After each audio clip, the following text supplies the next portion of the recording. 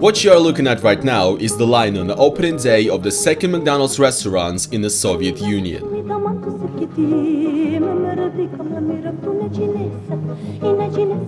The line crossed around several city blocks, creating a few traffic jams and lasting at least a good 10 hours. On January 31st, 1990, over 30,000 people visited the first fast food chain in Moscow to try the mysterious capitalist food known as the burger. Fast food is something that most of us take for granted. It's always been there and it always will be. For Russians and the Soviets, however, that has not been the case. The Soviet Union was a restricted country, hidden behind the so-called Iron Curtain. No Western goods such as clothes, vehicles, and food products were allowed to enter the country. Only certain members of the Communist Party elite or celebrities could get the good goodies of capitalism, such as jeans, Snickers bars, and burgers. And Coca-Cola as well. The history of fast food in the USSR started out from an argument between the then leader of the USSR, Nikita Khrushchev, and the US Vice President at the time, which was Richard Nixon. In 1959, during a Soviet-held exhibition in New York, Nixon and a Pepsi executive, Donald M. Kendall, offered the Soviet leader to try some Pepsi. Reportedly, Khrushchev and Nixon got into a heated debate about which is better, communism or capitalism. During this argument, the Pepsi executive Donald M. Kendall came over to Khrushchev and offered them a cup of Pepsi. Khrushchev actually liked the strange black fizzy drink. The Soviet citizens therefore became aware of what cola was, and Pepsi saw this as an opportunity to branch out to Soviet Russia. In 1972, PepsiCo has signed an agreement with the Soviet government to stop the sales of cola in the USSR.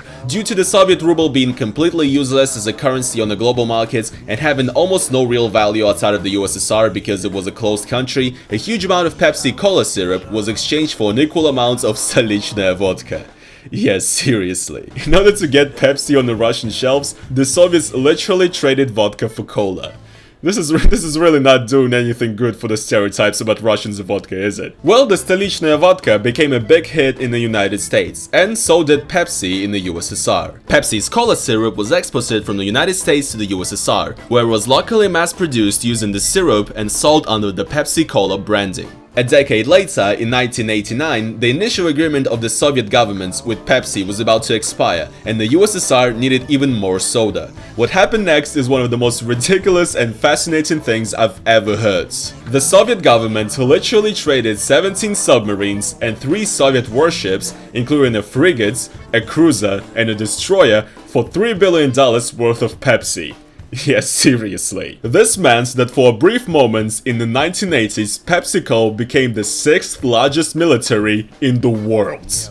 This is insane, okay? I just cannot comprehend this. Pepsi ended up selling all of the warships for scrap to some Norwegian or Swedish company. The story gets really shady here, I don't know, honestly. I didn't find any good sources about this, so just trust me on this. And after this insane deal, Donald M. Kendall, which was the CEO of Pepsi at the time, famously said that his company is disarming the Soviet Union faster than the US government. Another fun fact is that Pepsi also apparently launched a big-ass Pepsi can into space near the Soviet Mir space station in the 1980s, and it was like a means of advertisement back in the day. 200 miles above the Earth's surface, it was lights, camera, action as Pepsi-Cola, in conjunction with the Russian Mir space station, began production on the first ever television commercial shot in space.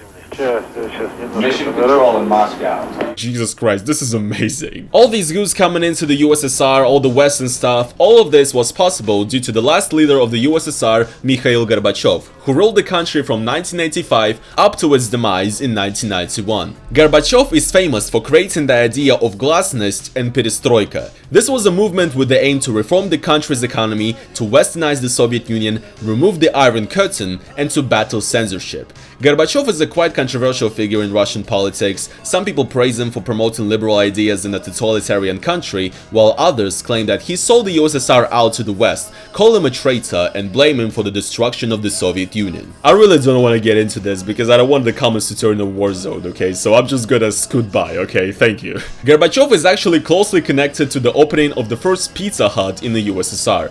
Pizza Hut is owned by Pepsi, so opening a branch in the Soviet Union was quite easy. Gorbachev himself even appeared in an infamous Soviet Pizza Hut advertisement.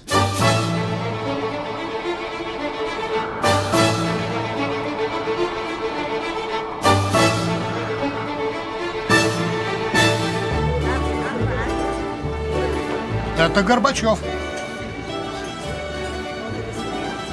Горбачев. Это из-за него у нас в экономике бардак.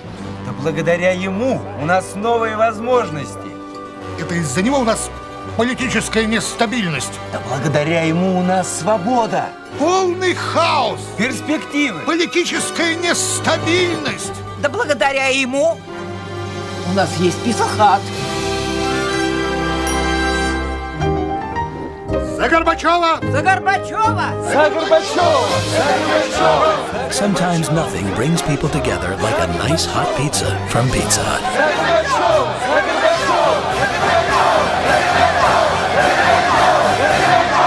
Yeah, fam, I don't know. That one's gonna be a yikes from me. I'm sorry, okay? That's gonna be a yikes from me. The agreement to open the first McDonald's in the USSR was signed in 1988, but the first restaurant did not open until 1990 at the Pushkinskaya Square in Moscow. I've actually been to this particular McDonald's, and now it looks nothing like it did back then, but it's still pretty cool, I guess. So back then, in 1990, on the first day of the opening of McDonald's, over 30,000 people ate their burglar. This number still stays as an absolute worldwide record for the most people served in one day at a McDonald's. Even though the average salary of a Soviet worker was around 150 rubles back then, and only one burger cost about 1.5 rubles, for which you could buy like 8 or 9 loaves of bread, people of Moscow still rushed in to try the new mysterious Western capitalist food. KFC in Russia has a very interesting history as well. It first opened up in Moscow in 1993, however it was not actually called Kentucky Fried Chicken. The KFC company partnered with a Russian company called Rosinter, and the fast food chain opened up under the name Rostix. In 1998, KFC and Pizza Hut both left Russia because the business was not profitable. However, both of them returned to the Russian market in the year 2000.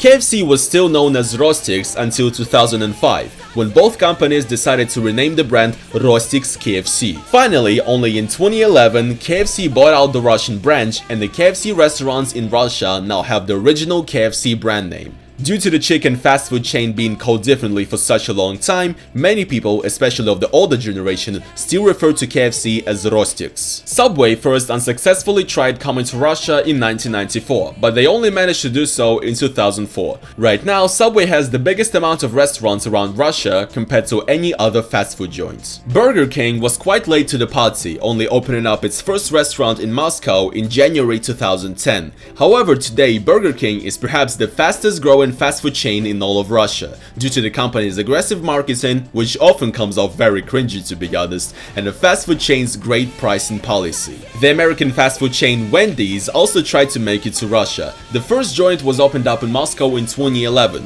However, Wendy's couldn't compete with the likes of McDonald's, Burger King and KFC, and in 2014 Wendy's left Russia and closed all of its restaurants. It's a real shame because I never got to try it, because I only went to Moscow for the first time in 2015. Sad that I didn't get to eat spicy goodness like a boss. Jalapeno fresco spicy chicken is so deliciously hot, it's generating reactions from everyone, like the memer. Whoa! Eat spicy goodness like a bow. Stop! Fucking stop! Other than that, fast food chains that are present in Russia that need to be mentioned are Domino's, Shake Shack, Carl's Jr., Hesburger, Dunkin' Donuts, TGI Fridays, and Papa John's. Unfortunately, Russia has no Taco Bell, Popeyes, In-N-Out, Chick-fil-A, Chipotle, or Five Guys. I cry every time. In the late 90s, Russians started creating their own fast food joints. For example, the Kroshka Kartoshka chain, which does various dishes based on potatoes with different toppings. It was first opened in 1998 and is still active today. Another successful Russian fast food chain is Teremok, which sells the traditional Russian dish known as blini, similar to crepes, with various fillings and toppings. Fun fact, Teremok actually even had a number of restaurants in New York, however they are no longer in business in the United States. The biggest and currently fastest growing Russian fast food chain is Dodo Pizza. It was opened up in 2011 and right now it's like the biggest pizzeria in all of Russia, and it's actually pretty good. Apparently also recently they opened up a few joints in the United States and in China, which is pretty crazy if you think about it. And you know, it's great pizza. It's like my go-to basically at parties. This is not a paid advertisement, I'm just saying, okay? I'm just saying. It's probably just because my city doesn't even have Pizza Hut. If we had Pizza Hut, bruh, I'd be on that. I'd be on that. So, I hope you guys enjoyed this little history lesson lesson on how fast food made its way into the Soviet Union and Russia. I personally find these stories very entertaining. I mean, Jesus Christ, which other country leader ever took part in a fucking Pizza Hut commercial? I mean, we literally made Pepsi the 6th biggest military in the world once. It's absolutely ridiculous. Anyway, if you guys did enjoy this video, please make sure to smash the like button on it and subscribe if you want to see more videos like this. I'm trying to branch out a little more and do some essay type videos. If you guys want to support me as well, make sure to check out my Patreon down in the description. That will be greatly appreciated. And yeah, thank you guys so much for watching this video, and I will see you guys in the next one. Peace.